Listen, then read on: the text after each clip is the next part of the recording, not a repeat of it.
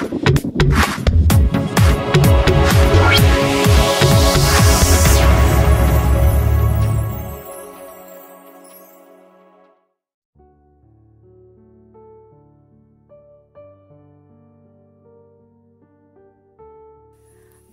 numit kharani hokre Anjali sunupa nahaga gaga pangtawda tawduna lay nongmagi numit amada Anjali masado layba yadre pangoda ore Rita na sumadu thengnare hey kaino nangido kai charui Anjali na kaim chade ima haima loire dana hey naro sengo nupa do kanano kai tegino Anjali wangang mo phau ngamdre ima David ne haiduna mahak pangoda ore loire dana tuye phawba thadri hare aidi chamna tinabaga male oh sini nupiga nupaga marup oiganu haise nupi nupaga phaneya marup oiresu nongma khantha hodaba mikupta loi haiduni ne hey kayara unare kayara na saso lurige haiba Anjali tapna ima adudi masinga khangdre unaba kudingi mana ibo dum magi ojaba thi adagi school su anambana mana kahande ibani adum une adu hairaga Anjali do kappi Rita na mamai mamit khangdana phurai Rita makok pairaga table du da phamtharai as karino tawrisibo loiridana aidi hai nupa do hojungmo phone tawo Anjali kappaga tawgi ima Anjali David ta phone tawi Rita na fing na hairai hey lok thado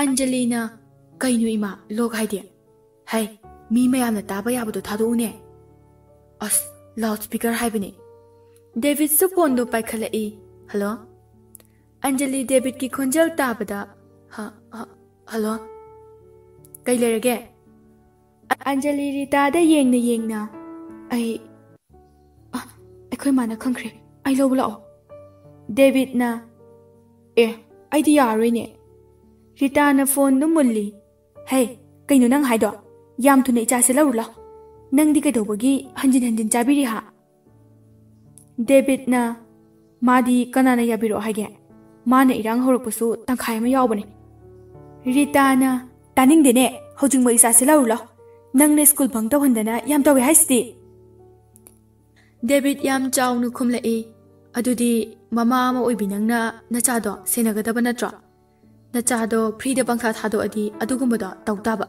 thamoyare matung phone torokano number ga silani ai luhongbai ki matam tharabani yam chayet khwenar kono Rita mamit mana du yungkhatlaga he David na phone du kakthat khre Rita na pharini hausikti pharine ba ai loire dana se aidi loire haisini tanjadu da nupa khare lai nupa amana itaima yumse solonjarage haina kiba matamdu hela malene ha ibungo matam kitang ningai biko aikhoi soidana seldo pithok jana batawrage tanjadu da ibo halsu sauna lai kanano makhoide nupa amana tamo aikhoi yumsigi mapuni yumse handoke di haire seldi lising tara phopirakdri tamo hoi itaima hoina sel handoke haina kiba matamdo yaura male nupa aduna magi missing aduda haireklami ne kana le yumda leiba mi khaido loiching thoro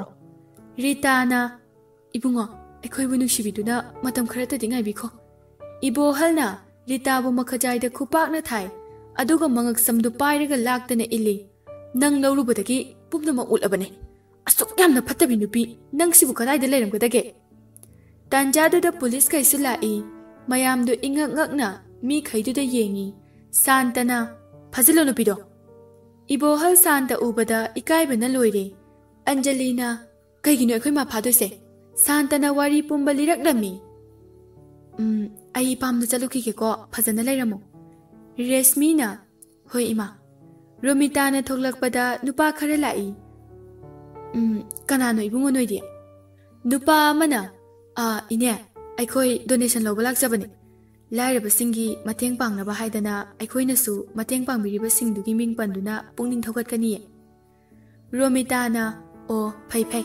imong lomda onsinduna mau mi laine amta tholao ibunga makhoi thora ani ngaya ngai ro ko ibungo hoina pamba seldo hekta hayu ai amuk chalukige ko nupa aduna hoine Romita chatkibaga nupa khaido yengnei Resmina inao kana kana no amte yengu choba hoi je thembi su thoklai kana oibirabano kari hangadaba nupa amana pharo haina sign dawi nupa khaido thembi gi makut chingi thembi na thado kainu noi dese thado ije se ai ku se thado Resmi su thongnau dagi yenglakpada tawramlibadu ubada khabada phone tawsili khabana hai kadawre Resmi na aikhoida masa khangdaba nupa khara lai aduga inaudo pharaga puraga chatkre khabana ha kai haiba thamo ai laagi babungda so haikro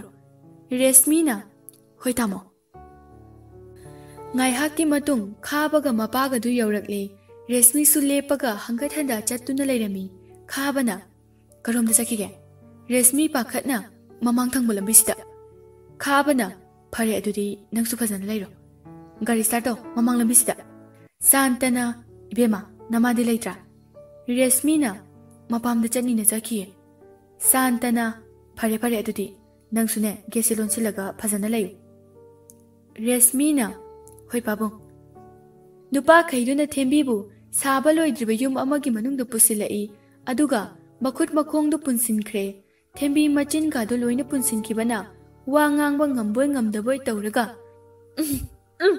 Thado. Nupa aduna, hay nupi, tumina layo. Si dura baninga sidi, nang minit kun muktang hayo. Nupa aduna mahaki furikaw dagi phone adu lawthok tu na wari sanari. Hello? Phare pure e. Hoy, mapam du dalay re. Hoy tema. Adubudi ainidana hoi losilage ainidana kaisu khanbirunu nupa aduna chatlone nangsu namagi manakta bye tanja duda tunglom deki mi kharasu sat pudrup tasilai nupa do khangpre khangi aduga tunglom da yengthorakpada khaba sauna oi noi kana no si phajilo santa ibohal da haifet yenglamlaga amuk hairei Ibema, nama asina aigi imong nupi thembibu hatnaba mini ambane. Aikhoina miyoi singado loina phaba ngamle. Aikhoina mi khaidudagi wari pumbusu tare.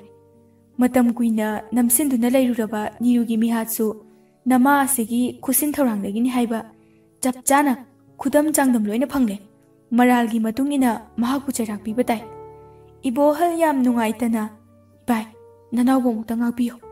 Nanaw na panglubana ichabu tati tawena tawkre nupigi wa tarubana ngasidi nanaw yamni ngamaktre santana ibohal mi haibase tamba ngamde nangsu aikhoiga mari matani adubu mara leiba mibu mari matani haiduna thadokpadi aigi khuta leide waraktadi yadre hai nupi se hapchalo nupi police khaiduna ritabu phajali ritana nangni he ai jeloye indra sodum jatke Anjali kappaga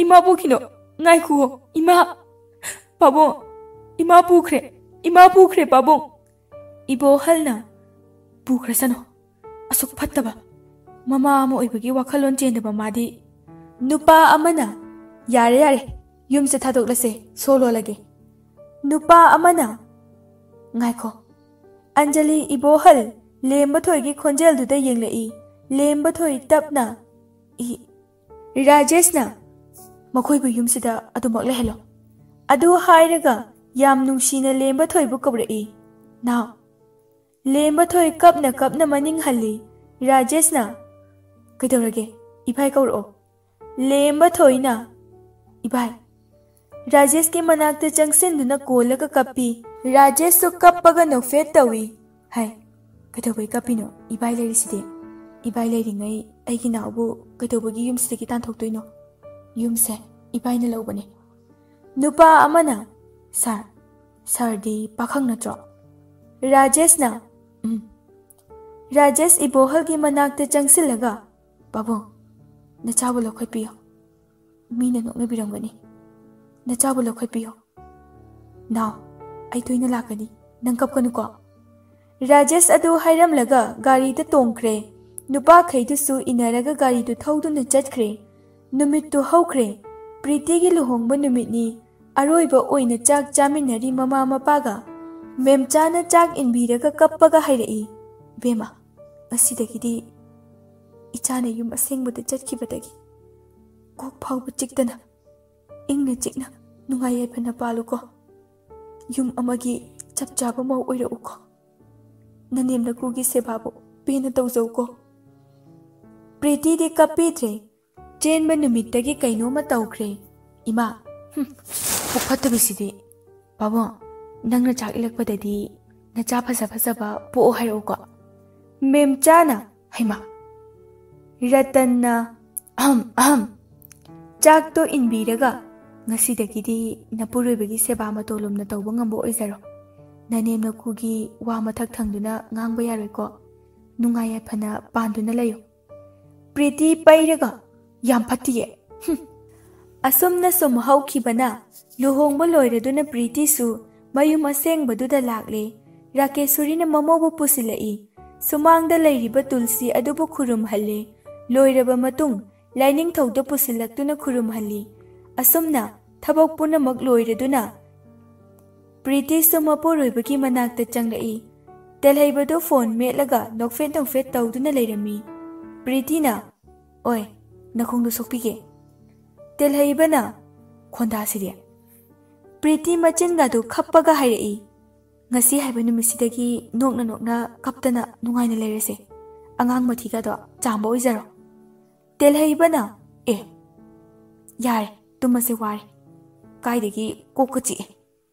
Telhaibana, lao, kakalo. Priti su kakali. Kankal se tharo. Telhaibana, kaini gaside. Priti na, as, kok tharo he. Telhaiba su kankal do thaduna hiptharai. Bam. Priti na, natura.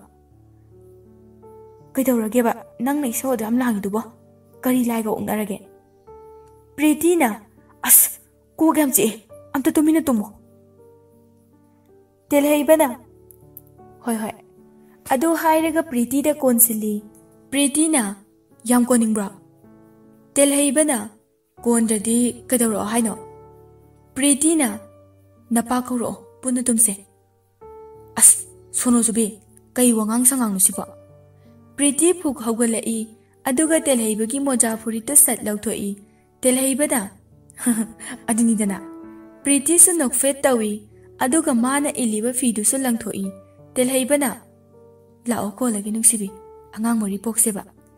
Priti na, hoi hairaga nakandagi mondu lauraga, telhaibada namsili. Priti ngada haugatuna yumgi thabak inkhang loisinba loiraga, chakum jangkre. Rakesori su haugalaktuna korau mabu khurumjari. Rakesori nokfet tauraga, si mangaidana, imau leijabase tum haugalakpada, laiduka se phajana tharadana. Si oiradi thabak khudingmak mai soidana paklani. Ngai hakki matung Priti mane makugi cha piba tholai. Priti na, ima, babong, cha.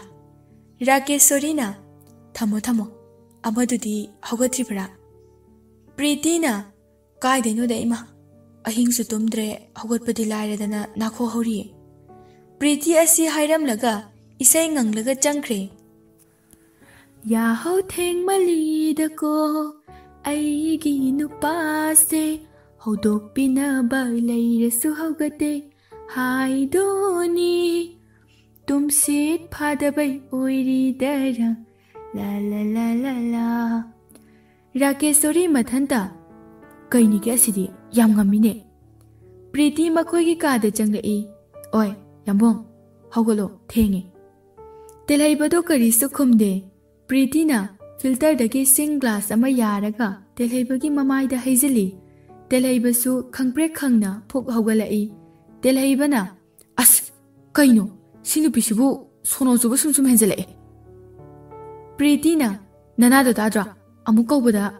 Telhaibana, taye, isa pairaga haudoknabani midi. Adumain tawba kaidogi nangso. Priti na, hayeng na cha saba hisalake. As, nang lai amta khurum thokse.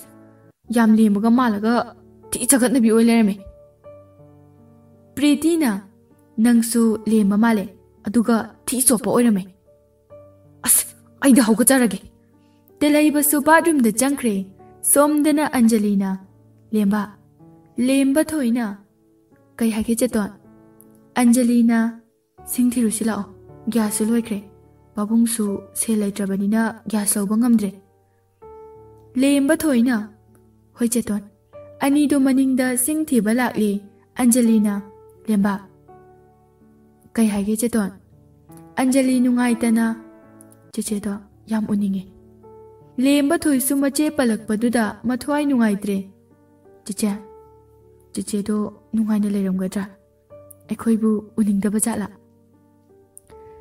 Anjali lemba thoi bu makokta nanbiraga lemba kem khano cheche do itaina nungaina thambiramganiye lemba thoina cheton aikhoi ani cheche hoida chaluse ai cheche yam uninge Anjalina chaluse Haujikti thembina tawramba thabak mayamdu Anjalina mahot sinkre ibohalsu magi business singdu loina mutkre anauba company kaya tholakpadagi masu check suba chatle numidangi matamni Romitana nangdi kamai tawrige nungairi ima Romitana ana ayekti yaude ko Surna yaude ima babung hoide Romitana yaude ima hoisu nungaina leiri maudi chain sang kamai tawge kaide yumbal ma thong maram khangdebi ama pusilaktana chapam taphom ga khangdre imadi Surna haitro haise haite imadi ne tingbi kare ma uni khanbadane ado phajana layuko hoi ima nangsu mau pusinba yarabani as haura bramo ima hai hauba nati ni nangbo matamdo henkrani haibani ne ho yare ai duty chalukhige thamage ko Romitana hoi ani do phone thamnakhre thembi su changlai ima Romita khon kalapna kaino thembina chak loire chana patawrase lake chalamo somdana chak toklaba matung punna TV yengli Rakesorina phatkidita ko onthokna mama mapa khaise loi ma thokpiri me tawrise